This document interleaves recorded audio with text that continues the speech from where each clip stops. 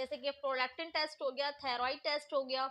इसके अलावा जो है वो आप करवा सकती हैं अपने पूरे पेल्विक एरिया के अल्ट्रासाउंड्स, इसके ज़रिए आप मालूम कर सकती हैं। इसके अलावा जो है वो आप प्रोजेस्टेरॉन लेवल्स की टेस्ट करवा सकती हैं। इस टेस्ट के ज़रिए जो है ना आप मालूम कर सकती हैं कि एग रिलीज़ हो रहा है कि नहीं हो रहा है। बात कर लेते हैं इसकी पूरी ट्रीटमेंट के हवाले से कि एग ओव्यूलेशन की ट्रीटमेंट क्या है। सबसे पहले ये कि आपने अपने स्ट्रेस को मैनेज करना है, क्योंकि सब स्ट्रेस जो है ना वो बहुत बड़ा अमल है आपके हार्मोन को डिस्टर्ब करने का।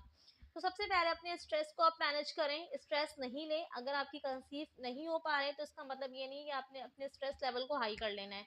तो सबसे पहले आपने अपने स्ट्रेस को कम करना है। वो ख़वातीन जो थायराइड की पेशेंट है वो हाइपोथायरॉयडिज्म की जो है वो मेडिसिन लीजिए, इसके ज़रिए जो है ना एनोवुलेशन की ट्रीटमेंट भी हो जाती है। तीसरा ये है कि आपने अगर वो ख़वातीन जिनके जो है वेट बहुत ज़्यादा है तो उसे कंट्रोल करें, उसे कम करने की कोशिश करें। और वो ख़वातीन जो जिनका जो बीएमआई है वो काफ़ी कम है तो प्लीज़ वो जो हैं वो अच्छी डाइट लें, अपने वेट को बैलेंस करें। अगर आप एंटीसाइकोटिक या फिर एंटी एपिलेप्टिक की मेडिसिन ले रही हैं तो ये भी जो है ना एक मेन वजह है